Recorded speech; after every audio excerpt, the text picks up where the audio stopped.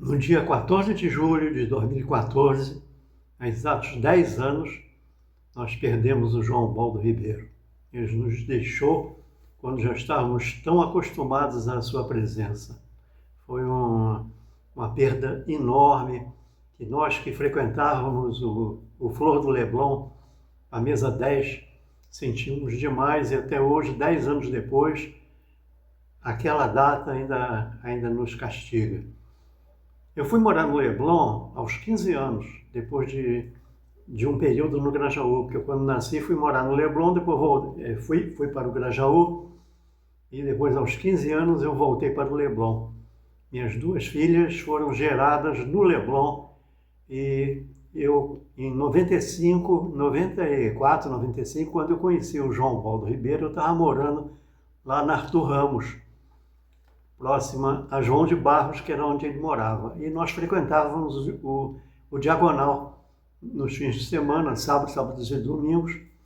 Ele tomava o esquinho dele e eu tomava o meu chopp. E ali é que eu fiz uma roda de amizade muito boa, e foram talvez os melhores anos da minha vida, em termos de socialização. Bom, onde que eu quero chegar? Eu tinha o hábito de, todo domingo, a primeira coisa que eu fazia era ler as crônicas do João. Aliás, eu lia antes, porque ele mandava para mim. Mas, como eu ia dizendo, eu já li as crônicas do João Baldo antes do domingo, porque ele me mandava com antecedência, para eu já publicar lá no meu site, né? Porque naquela época não tinha YouTube, eu publicava lá no Alma Carioca. Então, eu já conhecia bastante o estilo dele. Depois eu fiz uma página, Amigos do João Baldo, lá no Facebook, está lá até hoje, com todas as fotografias que eu tirei lá no Flor do Leblon e no Diagonal, principalmente lá no Flor do Leblon.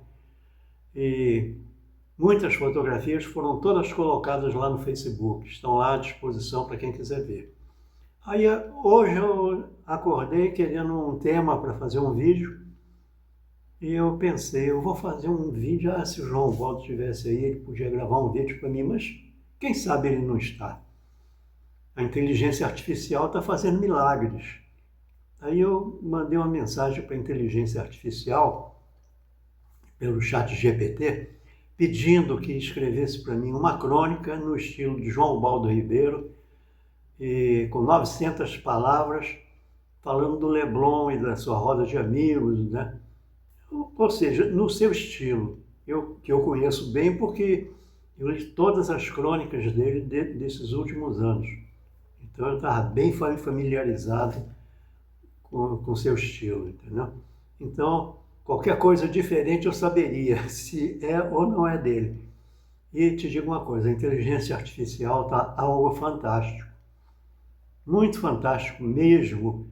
Eu vou ler a crônica para vocês. Aliás, eu vou mandar que a própria inteligência artificial leia, enquanto eu passo algumas fotografias tiradas lá no Flor do Leblon. Tá bom? Então, espero que gostem. O sol nascia preguiçoso, espalhando seus raios de ouro pela superfície ondulante do mar, e o Leblon despertava para mais um domingo.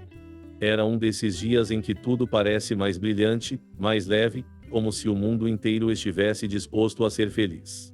João, o João de todas as manhãs, já havia feito a sua caminhada matinal, saudando os conhecidos que encontrava pelo caminho. Um sorriso aqui, uma piada ali, e o espírito do Leblon se revelava em sua forma mais pura. Aos poucos, as barracas de praia se montavam, cada qual com seu dono meticuloso, arrumando as cadeiras, os guarda-sóis e preparando os sucos e quitutes que, em poucas horas, seriam devorados pelos banhistas.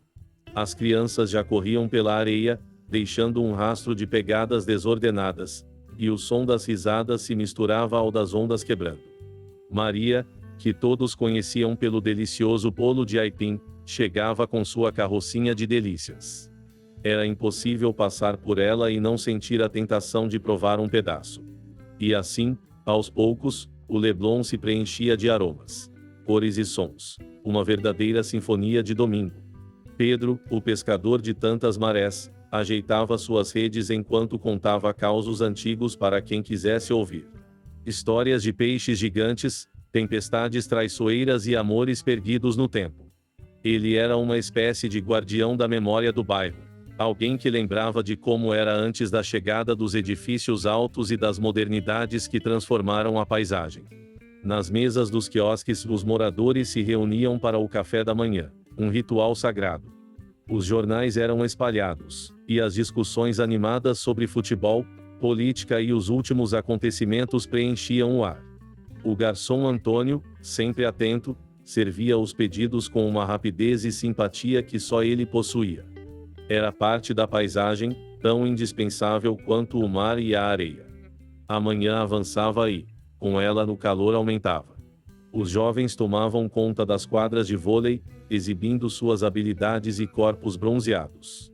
Era um desfile de beleza e vitalidade que atraía olhares e suspiros. As bicicletas passavam velozes pela ciclovia, conduzidas por gente de todas as idades, numa harmonia de movimento que era quase poética. Na igreja de Nossa Senhora da Paz, os fiéis se reuniam para a missa dominical. O padre Antônio, com sua voz grave e acolhedora, conduzia a cerimônia que era, para muitos, o ponto alto do dia. Lá dentro, o mundo exterior parecia distante, e a fé encontrava um refúgio sereno. No entanto, assim que a missa terminava, os fiéis voltavam ao burburinho do Leblon, renovados e prontos para aproveitar o restante do dia. Ao meio-dia, a praia estava cheia. Os vendedores ambulantes passavam com seus gritos característicos, oferecendo desde biscoitos de polvilho até chapéus e cangas coloridas. Havia uma certa poesia na desordem, um caos organizado que fazia parte do encanto do lugar. Os turistas se misturavam aos locais, todos compartilhando a mesma felicidade simples de estar ali, naquele pedaço de paraíso. O almoço no Leblon era um evento à parte. Os restaurantes e bares ficavam lotados, e as mesas nas calçadas eram disputadas.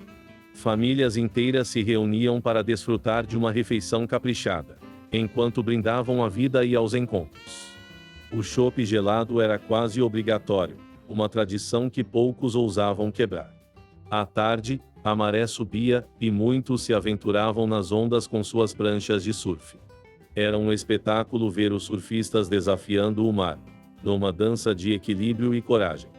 Os aplausos vinham espontâneos quando alguém conseguia uma manobra mais arriscada, e o clima de camaradagem era palpável. No calçadão, os artistas de rua faziam suas performances, encantando crianças e adultos. Havia música, mágica e até teatro improvisado. A arte brotava em cada canto, como se o próprio Leblon fosse um palco a céu aberto. À medida que o sol começava a se despedir, pintando o céu de laranja e rosa, o bairro assumia uma nova energia. As luzes dos postes acendiam, e os bares começavam a se preparar para a noite. O samba e a bossa nova ecoavam das janelas abertas, convidando todos a se deixarem levar pelo ritmo. João, que havia começado o dia com sua caminhada, agora voltava para casa. Satisfeito, olhava ao redor e via o Leblon em toda a sua plenitude. Era um privilégio viver ali, testemunhar cada detalhe, cada sorriso, cada encontro. E assim, com o coração leve, ele seguia seu caminho, certo de que, no próximo domingo, tudo estaria lá novamente, esperando por ele e por todos que amavam aquele lugar. O Leblon era mais do que um bairro. Era uma celebração da vida, um refúgio onde o tempo parecia correr de um jeito diferente, mais suave, mais compassado. E era isso que fazia cada domingo ali ser tão especial, tão inesquecível.